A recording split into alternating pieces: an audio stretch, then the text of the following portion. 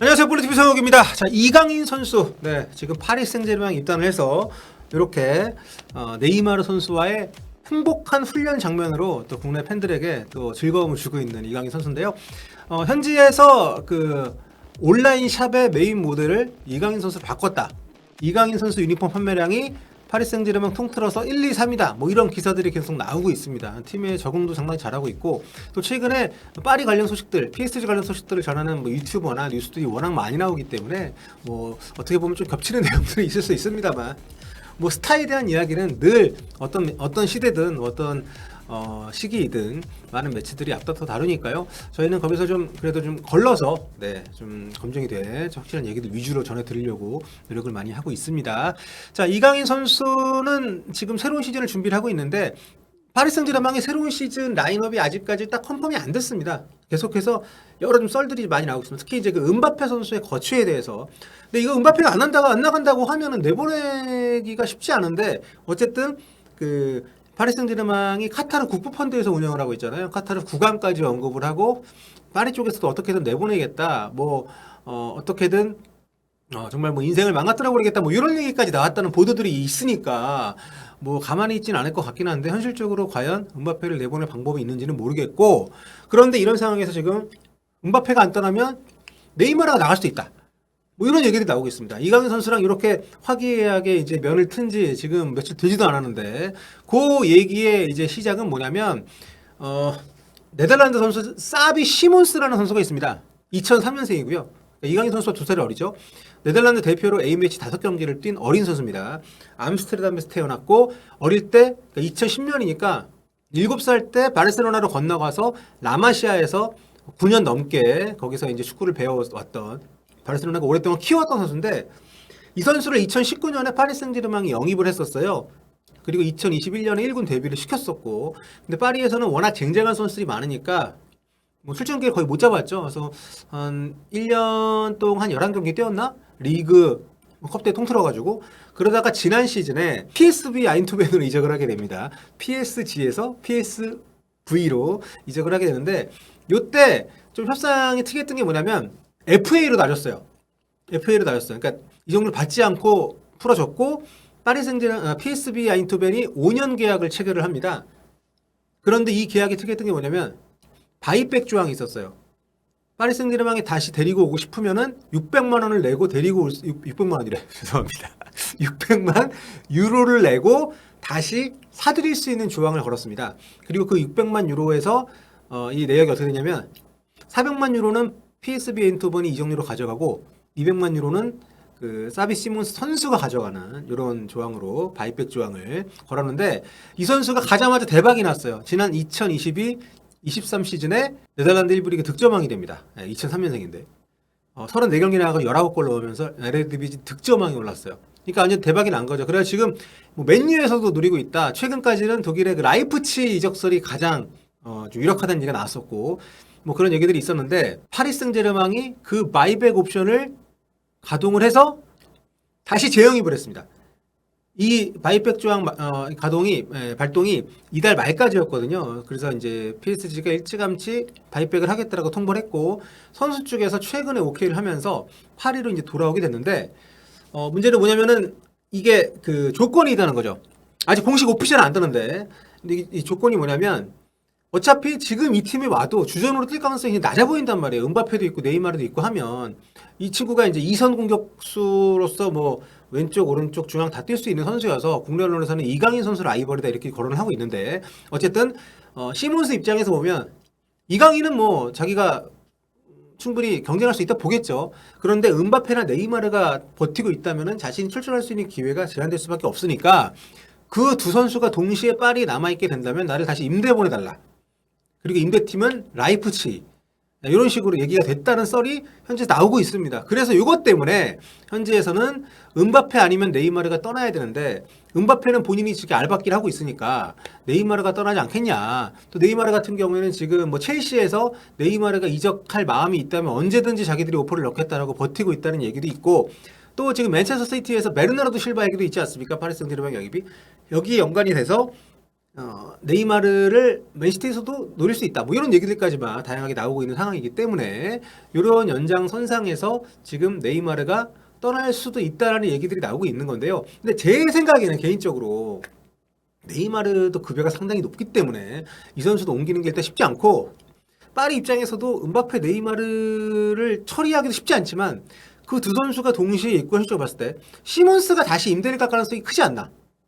예, 현재로서는 뭐 제 개인적인 생각입니다만 그렇기 때문에 요 논리로 보자면 지금 국내 언론에서 보도하고 있는 이강인의 경쟁자가 합류했다라고 보기에는 아직 좀 너무 판단이 이르지 않느냐 이런 생각할 수 있고요. 이 선수가 이제 2선 어디에서든 활약이 가능한데 오른발잡이에요. 이강인 선수하고는 정반대죠. 물론 그렇다고 해서 포지션이 안 겹치는 건 아니지만 그리고 또 최근 나오고 있는 보도에 따르면은 파리 생제르맹이 해리 케인 영입도 지금 추진을 하고 있는데 해리 케인 영입 때 이 시몬스를 옵션으로 제안을 하려고 이번에 영입을 한 거다. 그러니까 이 종류에다가 시몬스까지 태워가지고 너네 케인 주고 지금 그런 주종목 필요하니까 우리가 이 사비 시몬스 같이 껴줄게. 요런 하면서 데리고 온 거다.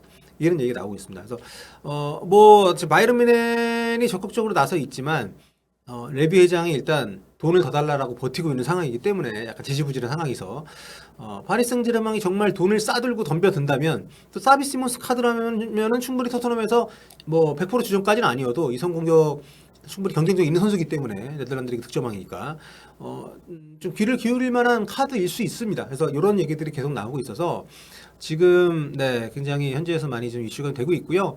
로마노도 지금 그렇게 얘기를 했습니다. 그 데드라인이 화요일이다. 화요일까지 음바페, 네이마르 중 한 명이 떠난다는 어떤 메시지를 확실히 주지 못한다면 시몬스를 임대를 보내야 될 거다.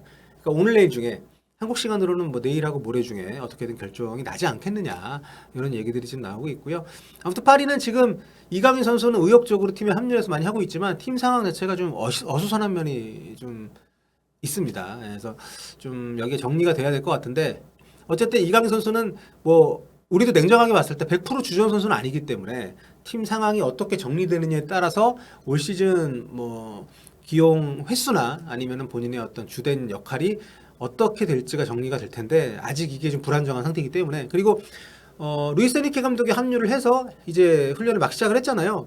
훈련을 같이 하면서 기존의 어떤 스타팅 라인업의 틀이 완전히 바뀔 수 있고 그 과정에 이강인 선수가 더 많은 기회를 얻을 가능성이 있기 때문에 저는 뭐 국내 언론에서 이강인 선수가 네이마르, 음바페를 같이 뛴다 이렇게 얘기하는 게 저는 전혀 이거를 뭐 설레발이라고 보지 않고요. 그리고 뭐 이강인 선수의 기량을 한국 사람들이 너무 좀 과대평가한다 이렇게 보는 굉장히 보수적인 시선도 있는 걸로 알고 있습니다만 저는 그렇게 보지 않고요.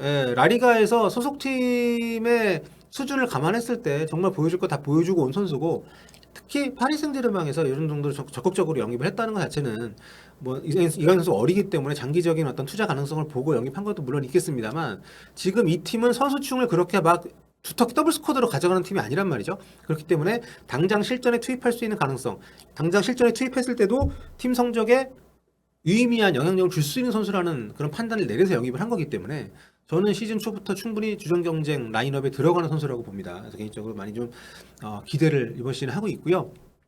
참고로 아까 제가 말씀드리다 말았는데 그 사비 시몬 선수 제가 기록을 좀 보다 보니까 재밌는 게 뭐냐면 지난 시즌에 그 네덜란드들이 득점왕했다고 말씀드렸죠. 19골을 넣었는데 그리스 출신의 위트레흐트 공격수인 두비카스하고 동률 1인데 3위가 시드니 파노이동크입니다. 굉장히 이름 익숙하지 않습니까? 파노이동크? 아마 올드 팬들을 좀 기억하실 텐데 피에르 판호이동크라는 선수가 있습니다. 굉장히 장신의 엄청 육중한 스트라이커 있습니다.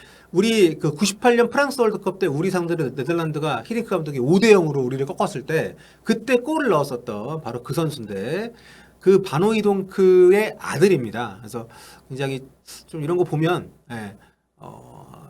제가 나이 들었다 헤이즈가 정말 오래 봤구나 이게 막 느껴지는 뭐 이미 스타 선수들의 아들들이 성장을 해서 이렇게 좋은 선수 자리 잡은 케이스들이 많긴 하지만 또 이 파노이동크 이름 또 보니까 또 그런 생각이 들어서 한번 언급을 해봤고요. 아무튼 정리하면 사비 시몬스라는 네덜란드 리그 1부 리그 득점왕을 파리 생제르맹이 팔았다가 이번에 다시 바이백으로 영입을 했고 팀에서 올 시즌에 주전 경쟁을 할 수도 있지만 지금 현지 보도에 따르면 네이마르, 은바페가 동시에 팀에 남을 경우에는 자신을 임대 보내달라는 옵션을 걸었다. 예, 이런 얘기들이 나오고 있는 상황이다. 그렇기 때문에 이번 주에 파리 생제르맹은 뭐 지난주에 은바페 때문에 좀 시끄러웠다면 이번 주 한동안은 또 요 시몬스, 네이마르, 은바페 네, 이렇게 좀 얘기 나오지 않을까. 근데 시몬스 선수도 우리 2003년생이니까 어린데 아직 너무 좀 네. 웃자란 게 아닌가 싶은 생각도 드네요. 네, 물론 은바페, 네이마르가 같이 있으면 출전 기회가 줄긴 하겠지만 그렇다고 해서 그런 조건을 정말 걸었다고 하면 네, 앞서가는 거 아닌가. 네, 같이 뛰면서 오히려 좀 배울 수도 있고 같이 뛰면서도 얻을 수 있는 게 있지 않습니까? 그들이 갖고 있는 뭐 기량을 좀 흡수하고 많은 걸 또 배우고 할 수 있는 기회일 수도 있다는 생각이 드는데 네, 뭐 파리 생제르맹에서 벤치에서 배우는 것보다는 라이프치히에 가서 꾸준히 주전으로 뛰는 걸 원한다는 얘기니까 뭐 의욕적이고 야심 있는 것도 좋지만 네, 개인적으로 저의 정서에는 좀 안 맞는 그런 얘기이긴 한데 어쨌든 네, 지금 정황상은 그렇고요. 그래서 이강인 선수의 경쟁자가 될지 아니면은 다른 팀에 가서 뛸지는 좀 지켜봐야 될 것 같고 근데 그 선수 때문에 네이마르를 내보낸다는 거는 좀 네, 좀 과한 해석이 아닌가 개인적으로는 싶은데 뭐 최근 유럽 축구 이적 시장에 뭐 별의별 일이 다 일어나고 있기 때문에 이거는 좀 상황을 지켜봐야 될 것 같습니다.